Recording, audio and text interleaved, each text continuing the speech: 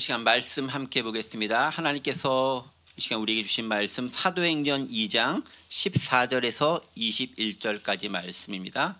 신약성경 사도행전 2장 14절에서 21절까지 저와 여러분이 한 절씩 교독하시고 마지막 21절 한 목소리로 봉독하겠습니다. 제가 먼저 14절 말씀 봉독합니다. 베드로가 11사도와 함께 서서 소리를 높여 이르되 유대인들과 예루살렘에 사는 모든 사람들아, 이 일을 너희로 알게 할 것이니 내 말에 귀를 기울이라.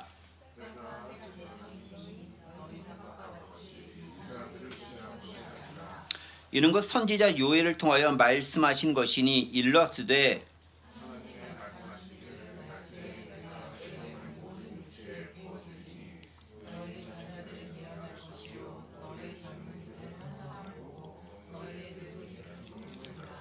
그때 내가 내 영을 내 남종과 여종들에게 부어주리니 그들이 예언할 것이요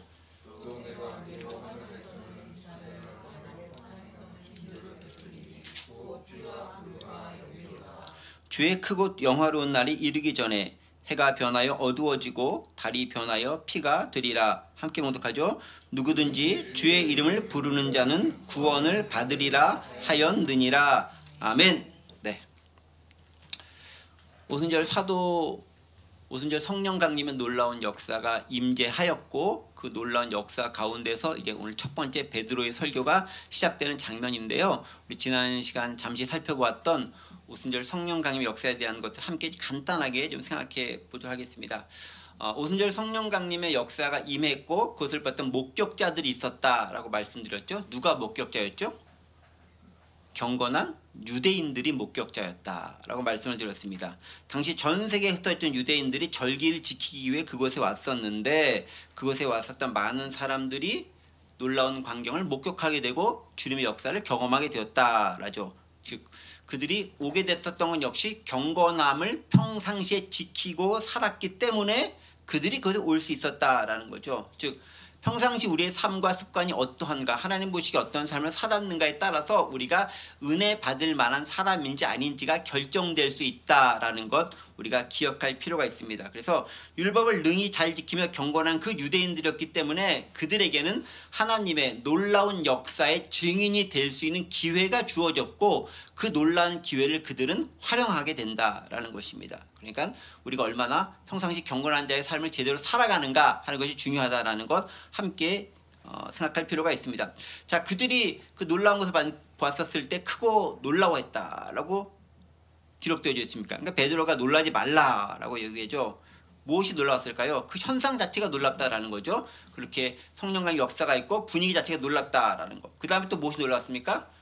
경건한 유대인이 봤을 때 그들이 자신들의 말로 이야기하는 것 자체가 무척 놀랍다라고 고백을 합니다.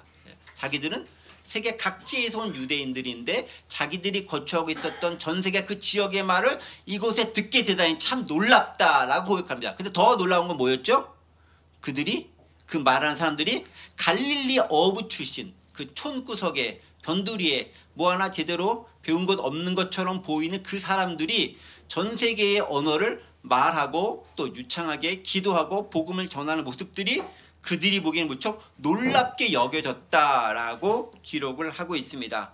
하나님의 능력과 역사는 이렇게 제한이 없다라는 것 알 수 있는 것이죠. 자, 그러면 왜 그곳에 경건한 유대인들이 전 세계에 와서 그 장면을 목격해야 했을까라는 질문을 드렸습니다. 기억나시나요? 왜 그렇습니까? 그들 모두는 복음을 드러내야 하는 대상이다라는 것들이죠. 자, 그곳에 전 세계에 있던 사람들 모두 복음을 들어야 하는 사람들이라는 것입니다. 다른 말로는 복음을 듣고 또 전해야 할 대상이 되는 거죠. 즉 전할 주체로서 들어야 할 대상으로서 그들은 존재하고 있다라는 것 우리는 함께 생각해 봐야 됩니다. 그 다음에 또 한 가지, 하나님은 그렇게 복음을 들을 사람들을 미리 준비시키고 보내주신다라는 것이죠. 그러니까 하나님은 준비된 자를, 즉 경건하게 준비된 자를 때가 되면 그 복음이 그 귀에 들려줄 수 있도록 준비하시고 때가 지면 그 복음이 전해줄 수 있도록 누군가를 보내서 내가 만날 수 있도록 역사하신다는 것 우리는 또 기억할 필요가 있습니다. 그리고 결국 그들은 뭐게 됩니까? 그 모든 놀라운 역사의 증인이며 목격자고 은혜의 수혜자가 된다라는 것입니다. 자, 그럼에도 불구하고 거긴 또 한 부류의 이상한 사람들이 있었죠. 어떤 사람입니까? 13절에 기록되어 있죠. 누가 있었습니까? 술 취한 것이 아닌가라고 생각하면서 비방하는 사람도 여전히 존재했다라고 이야기합니다.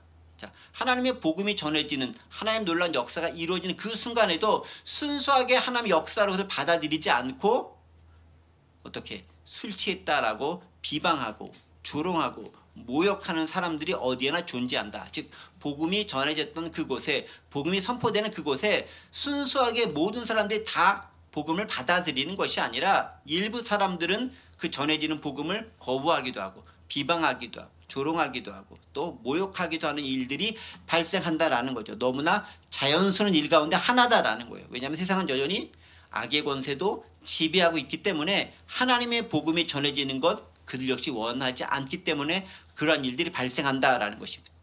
그 말은 결국 우리가 복음 전할 때 너무 좌절하거나 낭망하지 말라. 어려운 일은 반드시 있다라는 것 전제하는 그런 말씀이기도 합니다. 이 내용까지 우리가 지난 시간에 함께 생각해 봤습니다. 기억이 나시죠? 매주 새로운 건 아니죠? 네, 가끔 새로운 거죠? 네, 감사드립니다. 네.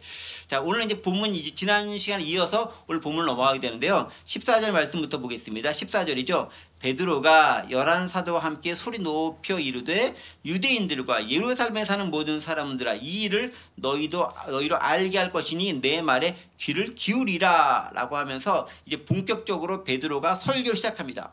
우리 지난번에 2장 첫 부분 시작하면서 그런 얘기죠. 베드로가 저기 1장 마지막 2장 시작하면서 베드로가 일어나가지고 변한 베드로가 일어나가지고 새롭게 사도단의 12명의 그 인원을 채우려는 작업을 하기 위해서 그가 어떤 사회 역할을 감당하고 주도원 역할을 감당했다라는 것을 살펴봤습니다. 그렇죠?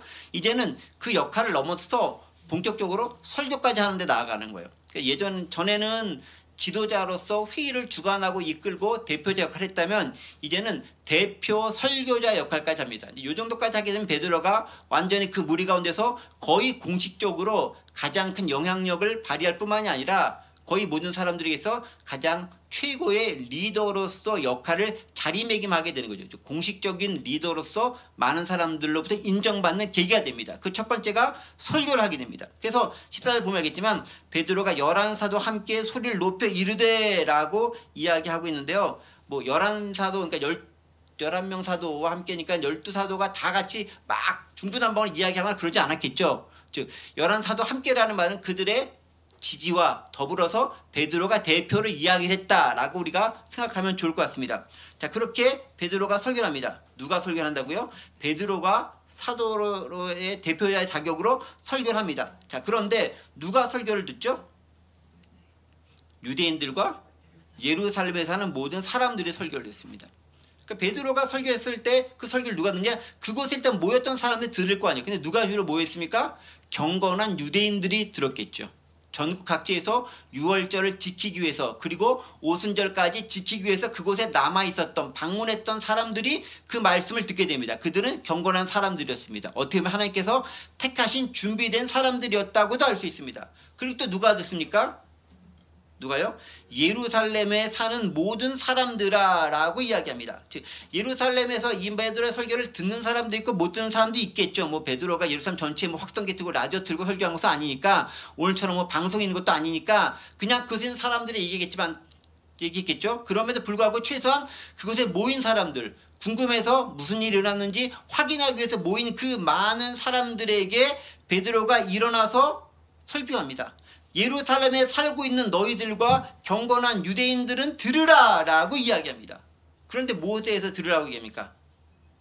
이 일을 내가 너희로 알게 할 것이다. 즉 이것이 어떠한 현상이고 무엇 때문에 일어났고 어떤 의미를 지닌 것인지에 대해서 내가 이제 설명해 주겠다라는 거예요. 그러니까 너희가 지금 놀라운 현상을 봤어요. 그리고 유대인들은 전국이 아니죠. 전 세계에서 와가지고 목격자가 됐습니다.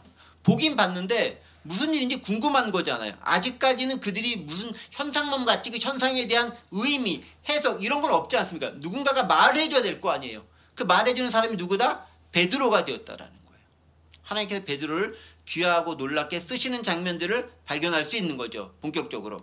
그리고 나서 베드로가 공식적으로 얘기하는 거죠. 내가 이제 이 현상이 어떤 현상이고 왜 일어났고 이것이 어떤 의미를 지니고 있고 또 여기서 가장 중요하게 우리가 캐치할 메시지가 무엇인지 설명해 주겠다라고 얘기합니다. 그러니까 너희는 어떻게 해라? 내 말에 귀를 기울이라 라고 얘기합니다. 자, 근데 여기서 이제 한 가지 중요한 사항이 있습니다.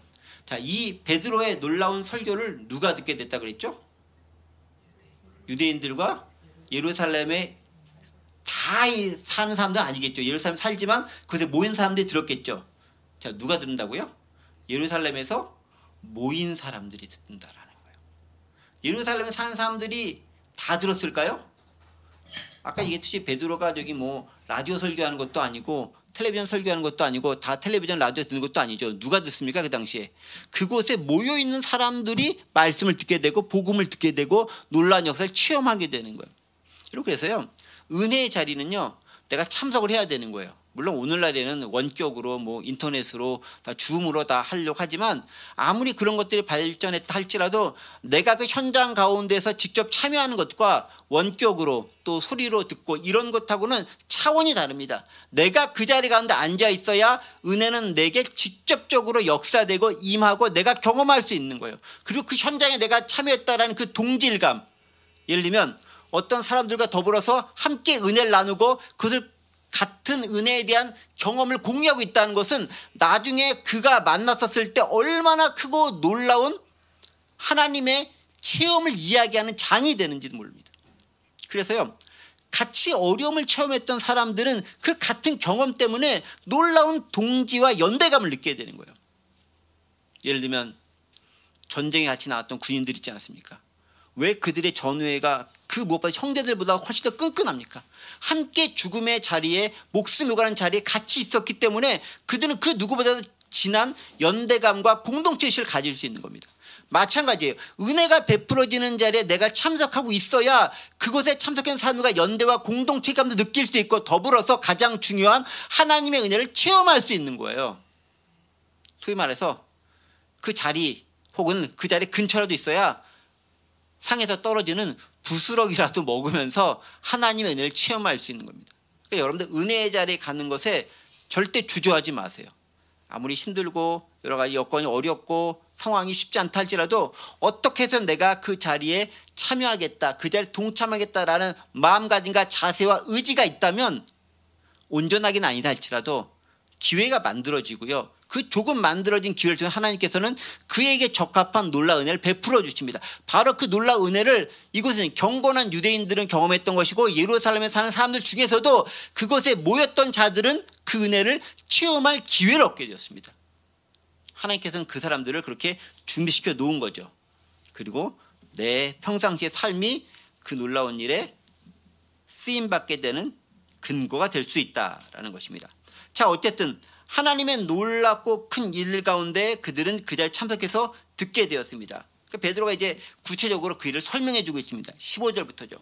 때가 제3신이 너희 생각과 같이 이 사람들이 취한 것이 아니라, 자, 아까 13절 오늘 본문은 아니지만 지난주 봤던 본문에서 이 사람들이 취한 것이 아니냐라고 조롱하며 이야기하는 사람들이 있다라고 얘기했죠. 바로 그것을 베드로도 듣고 알고 있는 거죠. 그러면서 거기에 대한 설명을 합니다. 뭐라고요?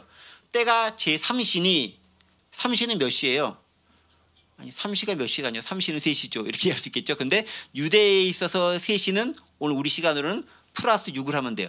몇 시? 아침 9시입니다. 뭐 낮술 하시는 분은 계셔도 아침술 하시는 분은 안 될 겁니다. 뭐 해장술 하시나요? 그런 거 없겠죠. 네.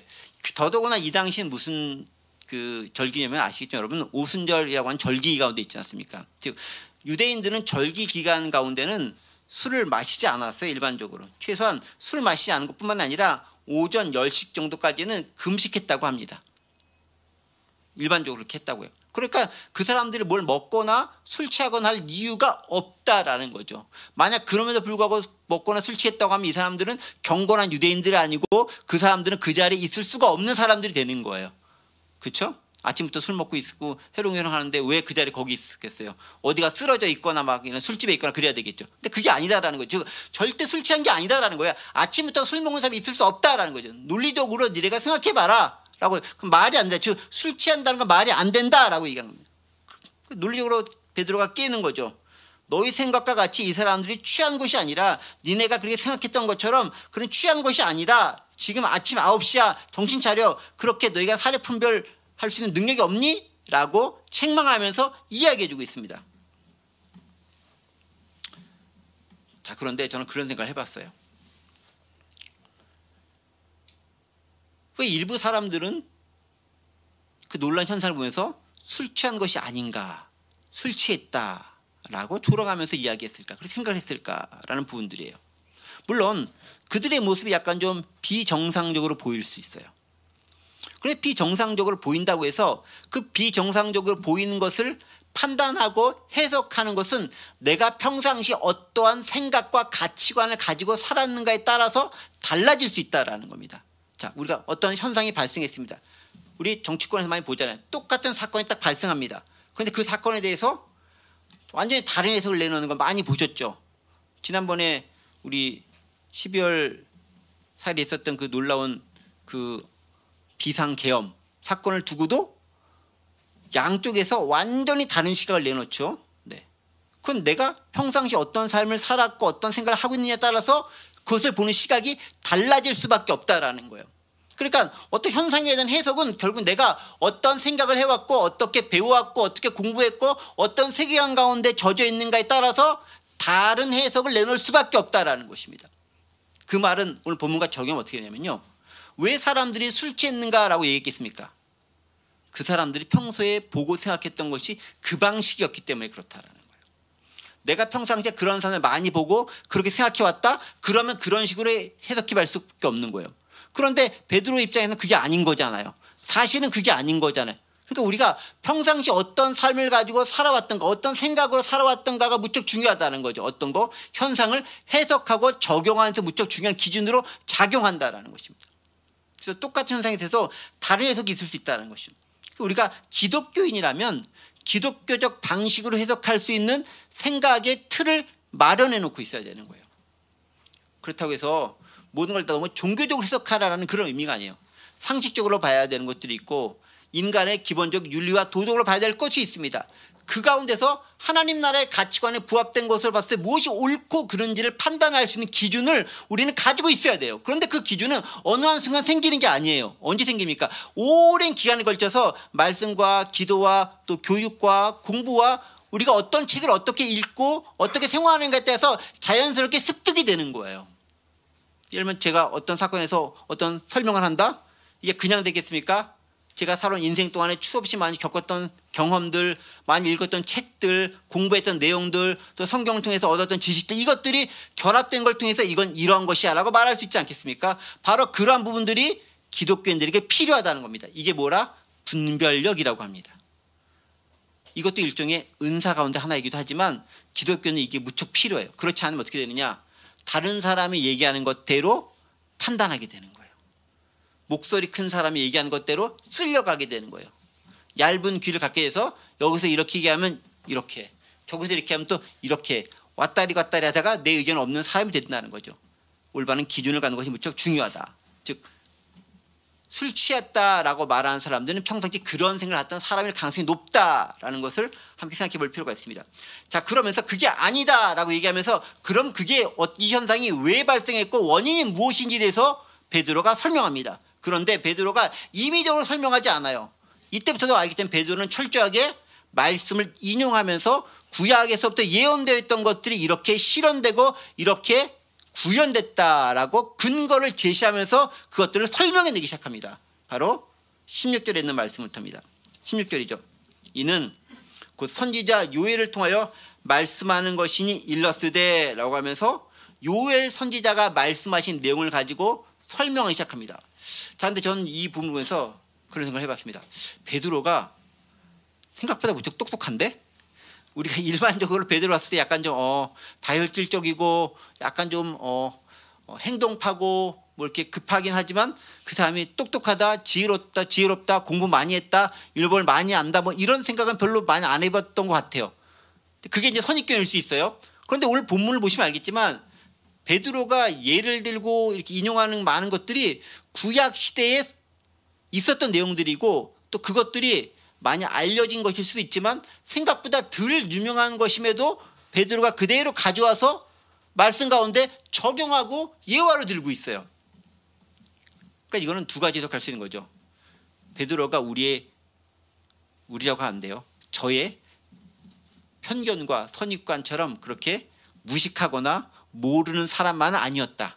은근히 율법과 말씀에 대해 잘 알고 있는 사람이었다라는 것 첫 번째 한 가지가 있는 것이고요. 두 번째는 뭐냐면은 하나님께서 좀 모자란 사람이지만 그로 하여금 말씀을 지태할 수 있도록 은혜를 베풀어 주시고 말씀을 넣어 주시는구나라는 것도 우리가 함께 발견할 수 있습니다. 물론 그것도요, 내 가운데 좀 든 게 있어야 그 말씀이 생각나서 말하는 거지 아무것도 기억난 게 없는데 갑자기 딱 생각나서 하는 경우는 아주 특별한 경우가 아니면 쉽지 않다라는 거예요. 어쨌든 베드로는 전에 들었던 말씀 가운데 있는 것인지 모르겠지만 그것들을 성령님의 놀라운 은혜로, 지금은 가장 성령 충만할 때잖아요. 아마 베드로 인생에서 가장 성령 충만할 때가 이때가 아닌가 싶은데 그 놀라운 충만한 가운데서 자신이 봤었던, 그러나 흘려보냈을 수도 있던 그 구절들을 기억해내고 성령님의 은혜와 놀라운 역사하심으로 그것들을 인용해서 이 현상을 설명해내기 시작합니다. 예전에 베드로 같으면 도저히 할 수 없었던 일이 지금 실행되고 있는 거예요. 그러니까 내가 조금 무지하다, 저는 공부랑 좀 담 쌓는 사람이고요, 가방끈 긴 거랑 상관이 없습니다 라고 말씀하신 분들도요, 하나님의 은혜에 사로잡히면 그 어떤 학식을 가진 사람도 굴복시킬 수 있을 만한 놀라운 변론을 할 수 있는 은혜와 능력이 생깁니다. 성령의 은혜로 말미암다라는 것이죠. 자, 어쨌든 그렇게 베드로는 선지자 요엘을 통해서 말씀하신 것이라고 하면서 요엘서를 인용해서 사람들에게 설교하기 시작합니다. 자, 그러면 요엘서 무슨 내용을 어떻게 인용을 하는 걸까요? 그게 이제 17절부터 나오는 내용이거든요. 17절 볼게요. 하나님이 말씀하시기를 말세에 내가 내 영을 모든 육체에 부어주리니 너희의 자녀들은 예언할 것이요 너희의 젊은이들은 환상을 보고 너희의 늙은이는 꿈을 꾸리라 라고 하면서 쭉 이어져 나갑니다. 근데 이게 원래 요엘 어디 나오는 말씀일까요? 요엘서 2장 28절에서 32절에 나오는 말씀, 여기 있죠? 요 구절입니다. 여기 그냥 같이 보면 좋은데 같이 보기 쉽지 않을 것 같은데 한번 보세요. 요엘 2장 28절. 그 후에 내가 내 영을 만민에게 부어주니 너희 자녀들이 장래일을 말할 것이며 너희 늙은이는 꿈을 꾸며 너희 젊은 이상을 볼 것이며 그때 내가 또 영을 남정과 여종에게 부어줄 것이면서 쭉 내용들이 이어지고 있죠. 이 내용이 요엘서 2장 28, 32절에 있는 그런 내용입니다. 소선지서 가운데 하나 있는 내용들이죠. 자, 이 내용을 가지고 그대로 인용하는데 똑같이 인용하는 것은 아니고 약간의 변형이 가해집니다. 그것들로 좀 살펴보면 재미있을 것 같습니다. 자, 오늘 본문을 다시 한번 17절 말씀 보세요. 하나님 말씀하시기를 말세에 내가 내 영을 모든 육체에 부어주리니 너의 자녀들은 예언할 것이고 젊은이들은 환상을 보고 너희들은 꿈을 꾸리라. 이건 비슷한 것 같죠? 가장 큰 차이점이 어디 있습니까? 제일 처음에 말세라고 되어 있죠. 요엘서에는 뭐라고 되어 있습니까?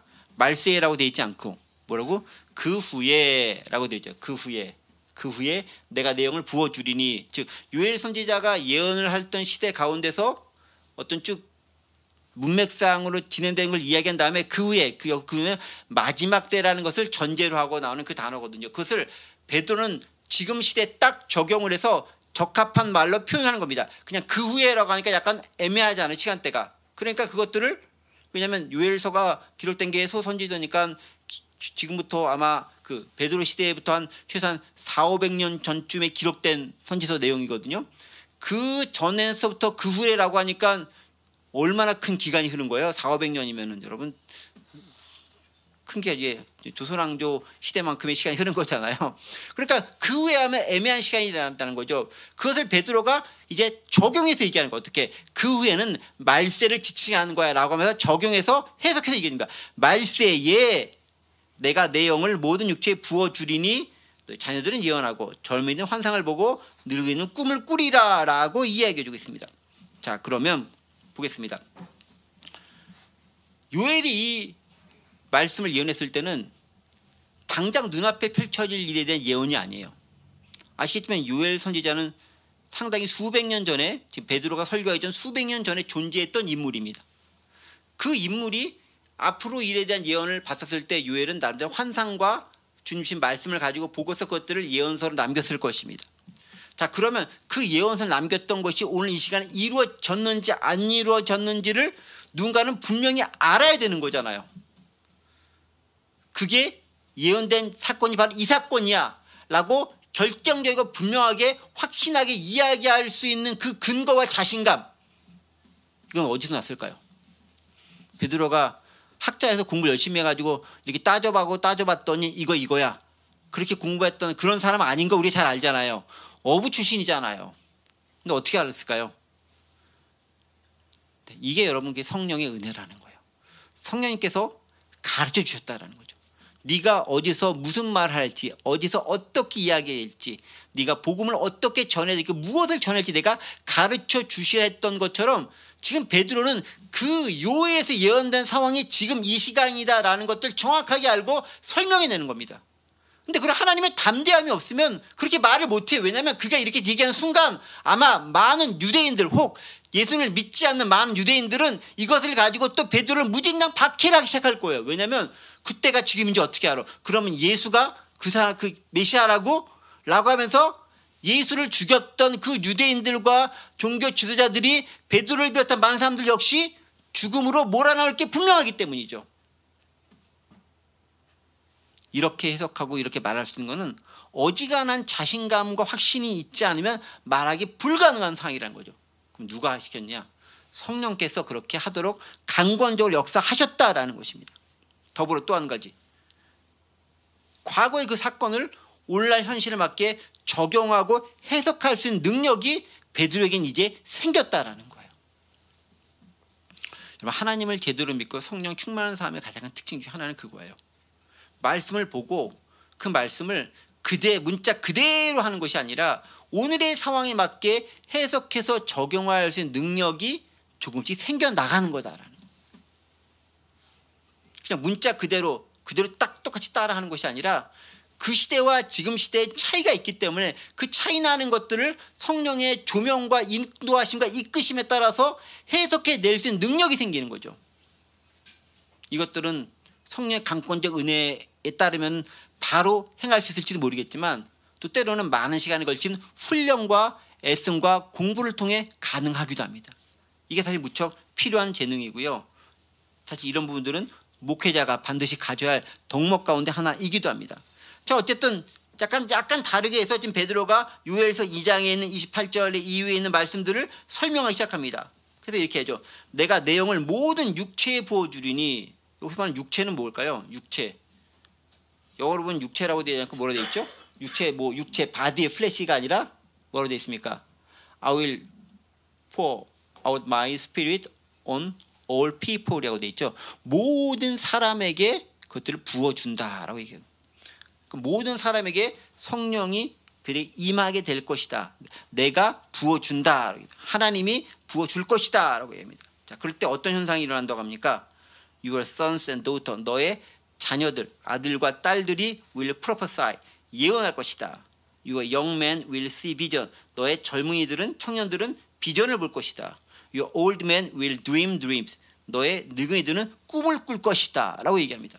자, 근데 그러면 여기서 우리가 궁금증이 생기죠. 그러면 어린애들이 예언하는 것, 청년들이 비전을 보는 것, 그 다음에 늙은이들이 꿈을 꾸는 것, 즉 예언과 비전과 꿈은 같은 걸까요? 다른 걸까요? 생각은 어떠십니까? 다 다른 단어를 쓰잖아.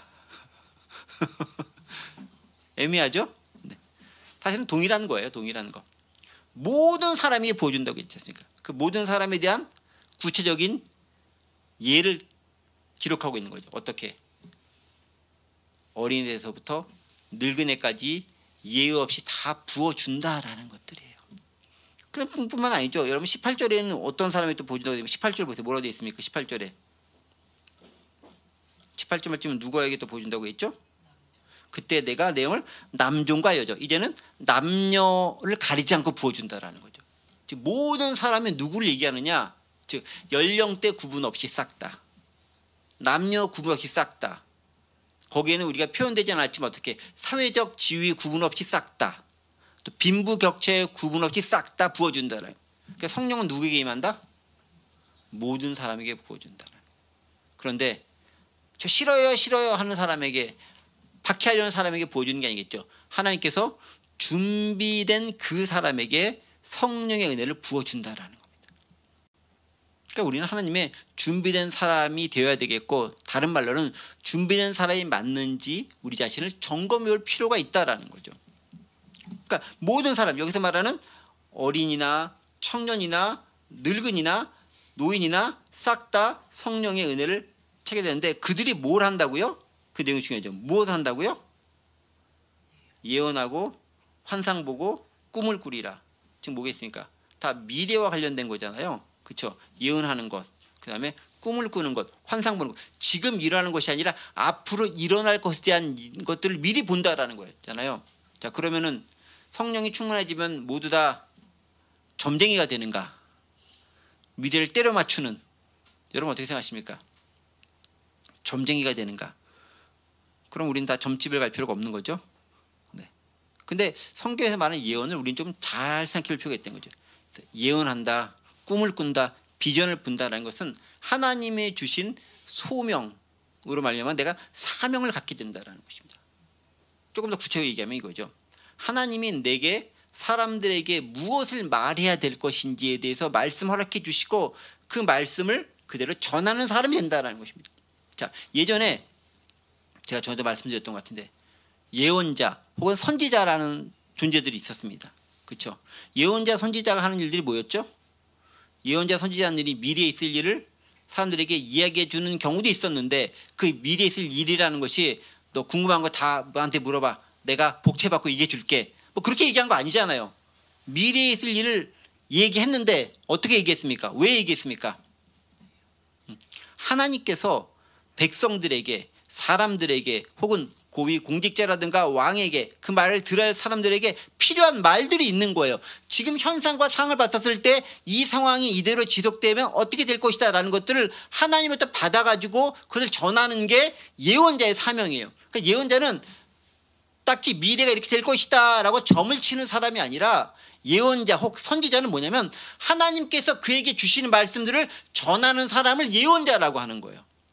그거는 지금이나 예전이나 별반 차이가 없는 거예요. 예언자는 그게 예언자인 거예요. 물론 미래에 대한 것을 이렇게 미리 보고 말할 수 있는데 그것도 하나님께서 보여주시는 거죠. 이렇게 될 것이다. 핵심이 뭐냐? 하나님께서 주시는 것을 가지고 말하는 게 예언자라는 거예요. 미래를 점을 치는 게 아니다라는 거죠. 완전히 다른 거예요. 점 치는 건 하나님이 무척 싫어하신 거니까. 자, 그렇다고 한다면 하나님께서 어떤 현상에서 예언의 말씀을 하실 수 있어요. 어떻게?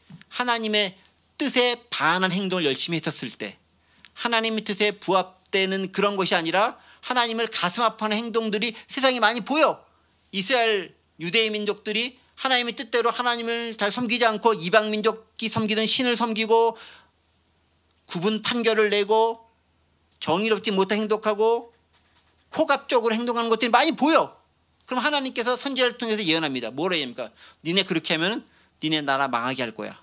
아수르를 통해 망하게 할 거야. 바벨론을 통해 망하게 할 거야. 열국을 통해 니네 망하게 할 거야. 하지만 니네가 지금이라도 돌이키면 내가 네 죄를 사해서 은혜를 베풀어 줄 거야 라고 이야기합니다. 그게 선지자들이 말했던 내용의 거의 핵심적인 내용이에요. 그리고 전 세계 역사 가운데서도 또 예레미야라든가 엘리야 이런 선지자들이 그 이스라엘에 대한 예언뿐 아니라 다른 나라들의 예언도 말씀도 하잖아요. 그것들 뭡니까? 하나님 보시기에 이 나라가 그딴 식으로 갔을 때는 이렇게 망할 수밖에 없다라는 거예요. 또 여러 가지 사건들이 있잖아요. 전 나라는 잘못한 것 같은데 왜 잘 됩니까? 궁금증이 있잖아요. 그렇게 보이는 것처럼 보일지 모르겠지만, 지금 당장 보일지 모르겠지만 이 나라들도 내 손아귀에서 내가 너희를 징계하기 위해 사용된 회초리일 뿐이야. 결국은 망해. 결국은 쇠망해. 결국은 쇠퇴. 결국은 다른 나라로 인해서 망하고 말 거야 라고 얘기합니다. 무슨 얘기예요? 예언자들, 선지자하는 얘기는 하나님의 뜻대로 너희가 삶을 제대로 살지 않으면 너희가 어떻게 될 것이다 라는 것들을 말해주는 거예요. 여러분, 그 얘기를 지금 누가 해야 되죠? 지금 목회자들이 해야 되는 거예요. 선지자들, 예언자들은 목회자들과 똑같은 것이고요. 따지고 보면 예언의 은사는 바로 그 하나님의 말씀을 그 시대에 맞게 제대로 전할 수 있는가, 이게 가장 핵심적인 내용이라는 거죠. 자, 그런데 누구에게 그 성령의 은사를, 예언할 수 있는 은사를 주신다고요? 모든 사람에게. 예전에는 누가 했어요? 특별한 사람만, 선지자만, 하나님의 부름 기름 부음 받는 특별한 사람, 왕이나 선지자, 제사 이런 특별한 사람 했다는 것인데 이제 누가 한다고요? 모든 사람에게 예수를 주로 고백하고 하나님께서 쓰임 받기로 하나님께서 쓰기로 작정한 그 모든 사람에게 그 은혜를 베풀어 주셨다라는 거예요. 그게 은혜다라는 거죠. 그러니까 여러분들도 하나님의 놀라운 은혜를 받은 자가 되었으면 예언할 수가 있는 거예요. 말씀을 제대로 분별하고 그 말씀을 비춰서 세상을 판별할 수 있는 능력이 생기는 거예요. 그게 뭡니까? 예언의 은사다. 그건 누구에게 주신다? 모든 사람에게. 젊은이나 어린이나 그리고 장년이나 다 허락해서 주신다는 것입니다. 자, 그런데 언제 부어준다고 했죠? 말세에. 말세면 언제입니까? 말세. 마지막 날 말세라고 하잖아요. 베드로가 이 요엘서에 있는 말씀을 인용했을 때가 요엘 선지자로부터 한 몇백 년 지난 다음이었는데 베드로가 이 설교했을 때 말세라고 얘기하고 성령 강림의 역사를 설교를 하고 설명을 했는데 그로부터 우리 한 2000년쯤 지난 다음에 우리는 여전히 살고 있는 거잖아요. 말세다라고 하면서. 그럼 말세는 언제가 말세인 거예요? 말세면 곧 세상 끝나야 되잖아요. 네, 말세. 일단 하나님이 보는 시간과 우리가 보는 시간 좀 다를 수 있다는 걸 염두에 둬야 됩니다. 우리가 보는 시간은 마지막이면 거의 끝나기 바로 직전, 그 인간의 시간 계획상에서 보는 거죠. 그런데 그것도요, 여러분 가만히 생각해보세요. 우리가 보는 시간이라는 것도요, 여러분 지구 역사가 얼마 됐을까요? 우리는 기껏 100년간 사는 인생이기 때문에 마지막이라고 하면은 100년 사는 인생에서 기준으로 해가지고 뭔가를 결정하길 좋아해. 그러니까 마지막이라고 하면 거의 뭐 한 죽을 때쯤 다 돼서 한 1년 뭐 많이 재봐야 뭐 그 정도밖에 안 보겠죠. 그런데 그렇게 본다 할지라도 지구 전체 역사, 인류 전체 역사를 놓고 보면 얼마나 될까요? 얼마나 길어져야 될까요? 우리가 생각하는 것 그 시간 관념과는 또 다른 차원의 역사가 펼쳐질 수밖에 없다는 걸 기억해야 됩니다. 그게 딱 떨어지는 건 아니에요. 예를 들면 뭐 또 어떤 사람은 지구 역사를 6,000년이라 주장하는 분도 계시기도 하겠고, 또 어떤 분들 같은 경우는 지구 역사를 또 이렇게 지구과학 하신 분들은 한 지구 역사 46억 년쯤 된다라고 얘기하는 사람도 있습니다. 어떤 것이 됐든 그 말세라고 하는 것들은 단지 우리 생각하는 100년을 기준으로 그 며칠간 당장 며칠에 이루어질 요거를 말세라는 개념을 생각해서 안 된다라는 겁니다. 좀 더 긴 주간 역사 가운데서 생각해 볼 수 있는 폭이 일단 과학적으로 필요하다는 것입니다. 그런데 또 중요한 두 번째 것은 신학적인 것인데요. 말세다라는 개념들은 뭐냐면, 신학적으로 말세라는 것은 뭐냐면은 주님께서 초림하시고 재림하시기까지 그 기간을 말세다라고 하는 거예요. 신학적인 개념. 그래서 다른 개념은 뭐냐면 already not yet이라 씁니다. 이미 그러나 아직. 주님이 오심으로 해서 세상의 종말이 시작된 거예요. 주님이 오심으로 해서 하나님의 나라는 시작된 거예요. 이 땅 가운데서 이미 시작된 거예요. 이미 하나님 나라, 하늘에서 하나님 나라가 임해져 있지만 이 땅 가운데는 주님이 이 땅에 오심으로 그 나라가 임하기 시작했고 조금 부분적으로 임하고 있습니다. 그런데 언제 완성됩니까? 주님이 재림하실 때까지.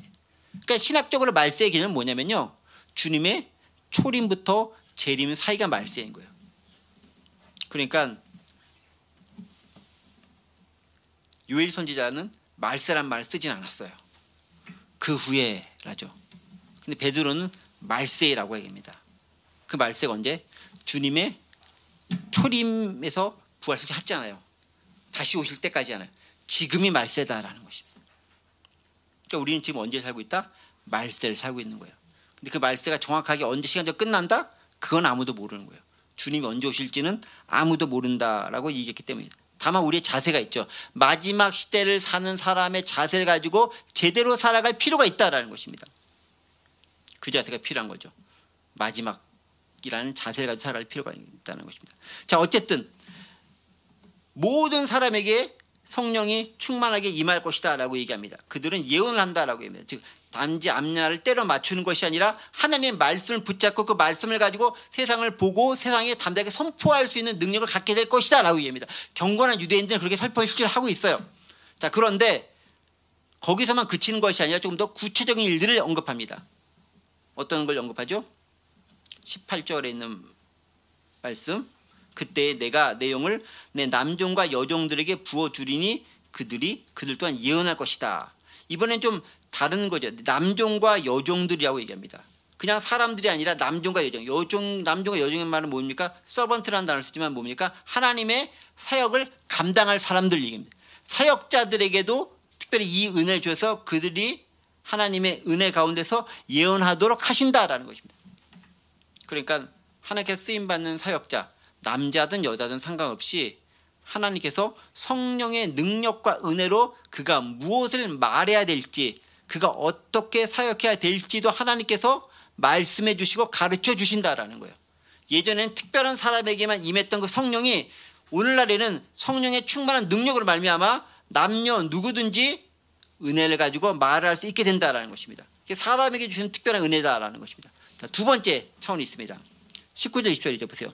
또 내가 위로 하늘에서는 기사를 아래로 땅에서는 징조를 베풀느니 곧 피와 불과 연기로다. 20절 주의 크고 영원한 날이 이르기 전에 해가 변하여 어두워지고 달이 변하여 피가 되리라 라고 얘기하면서 진짜 마지막에 재림의 때가 됐을 때 이러한 징조들이 있을 것이다. 이것들이 이제 사람에 대한 것이 아니라 환경 가운데서 세상에 있는 모습들 가운데 이런 것도 있을 것이다 라고 얘기합니다. 그러니까 이것들을 우리는 어떻게 표현하면 보통 전쟁과 기근과 예를 들면 전쟁이 나오게 되면 여러 가지 구름들도 맞고 이렇게 피도 생기고 불 같은 거 화염이나 이런 것도 많이 생기지 않습니까? 이런 모습들 이런 것도 있다는 거죠. 또 해가 변하여 어두워지고 달이 변하여 피가 되리다 라고 얘기하면서 실질적으로 뭐 천체의 변화가 생길 수도 있겠지만 또 예를 들면 문학적 표현으로 본다 할지라도 달이 어두워지고 해가 어두워진다는 것은 어떤 상황을 의미하는 겁니다. 무척 어둡고 깜깜한 세상, 도무지 희망이나 없는 것처럼 보이는 세상, 암울한 세상 가운데 처하게 됐을 때가 이때 그 마지막 때라라고 이야기하면서 그 시대 징조를 얘기해주고 있습니다. 그러니까 징조에 대한 얘기는 예수님도 예루살렘에 가시면서 몇 번 하셨어요. 무화과 나무를 보면서 너희가 시절을 분간할 줄 알아야 되겠다. 니네들이 나무를 보면서 계절 보면서 알지만 왜 이걸 보면서 하나님의 때와 징조를 네가 알지 못하냐면서 책망했던 장면들도 있습니다. 그러니까 징조를 해석할 수 있는 능력이 생겨난다라는 것이죠. 그런데 어디에 근거해서? 말씀에 근거해서 이야기해야 된다라는 거죠. 정확하게 이게 어느 때 어떻게 낼지는 아무도 모르는 거예요. 다만 그러한 것들이 마지막 때를 살고 있다라는 징조라는 거예요.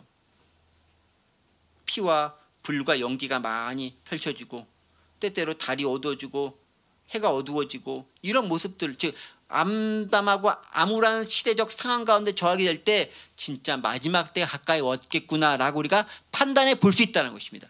그런데 이건 말세라는 거지 완전히 싹 다 망하는 그날이다 라는 의미 아니에요. 그날이 언제인지 여전히 우리는 알지 못한다라는 것입니다.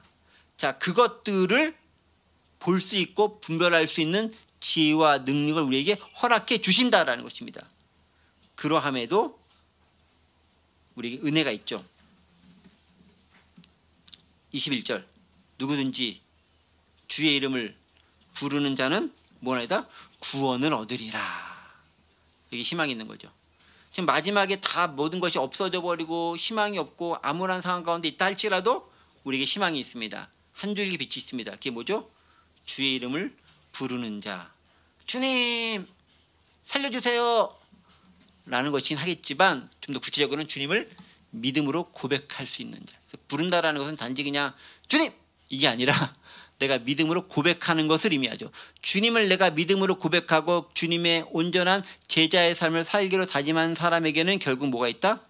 구원을 얻게 된다는 게. 마지막 순간에도 희망이 있다는 거죠. 이 예언의 말씀들이 언제 있었다?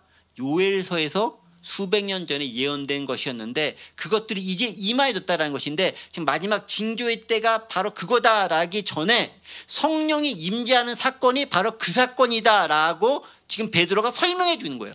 지금 너희가 보는 그 목격에서는 이 술 취한 것처럼 보이는 장면이 요엘서에서 예언된 그 성령을 부어주는 그 장면이 지금 이제 시작이 되었다라는 거예요. 그러니까 지금은 마지막 때를 살고 있는 말세의 삶을 살고 있는 시대다라는 것을 우리가 알라라는 거죠. 이건 그냥 단지 술 취한 게 아니다. 즉 하나님께서 선지자를 통해 예언한 것들이 실현되고 구현된 것을 내가 너에게 설명해주고 해석해 준다라고 이야기해주고 있습니다. 말씀을 정리합니다. 하나님은 인간의 역사뿐만 아니라 세계사의 역사, 구원의 역사를 그냥 이루시지 않습니다. 구약에서 말씀하셨던 것을 신약에 성취하는 것들을 통해 이루어 주십니다. 성령 강림의 역사도 요엘서에 예언된 것이었고 그것들이 그대로 성취됐습니다. 베드로는 그것을 분별할 수 있는 능력이 있었고 그것들을 사람들에게 설명해 주었습니다. 하나님께서 베드로를 사용하시는 거죠. 즉 성령에 충만해서 예언하고 남종과 여종에게 부어준다라는 것에 대한 가장 첫 번째 예증이 베드로였다라는 거예요. 그렇게 똘똘하게 말 못했을 텐데 그렇게 일 잘하는 것 자체가 첫 번째 증인으로서 증명으로서 베드로가 보여줬다라는 거죠. 하물며 베드로도 그런데 저나 여러분들에게는 더 큰 희망이 있지 않습니까? 내가 그래도 베드로보다는 좀 낫지 라는 생각을 살짝 교만한 생각을 할 수도 있지 않겠습니까? 그래서 여러분 나는 왜 이렇게 못할까 절망에 빠지지 마시고 하나님께서 보이신 능력이 있다면 귀한 것들을 해석하며 담대히 선포할 수 있는 능력을 갖게 됩니다. 그 은혜를 가지고 성령의 충만함으로 살아가실 수 있는 저 여러분 되시길 바랍니다. 기도합니다. 은혜와 사랑의 하나님 아버지 감사합니다. 오늘도 말씀을 통해 요엘 선지자가 예언했던 것들이 어떻게 현 시대 가운데 적용되어지고 또 베드로가 그것을 어떻게 설명해 내는지를 함께 잠시 살펴봤습니다. 수백 년 수천 년 전에 예언됐던 것이지만 오늘 우리 시대에도 여전히 동일하게 적용될 수 있음을 믿습니다. 그러나 성령의 은혜가 필요하오니 우리 가운데 역사하여 주시옵시고 말씀대로 전할 수 있는 능력을 갖게 하시고 순종할 수 있는 믿음을 갖게 하시고 그리고 하나님께 온전히 쓰임받을 수 있는 경건한 믿음의 사람이 될 수 있도록 도와주옵소서. 감사드리며 예수 그리스도의 이름으로 기도드립니다. 아멘.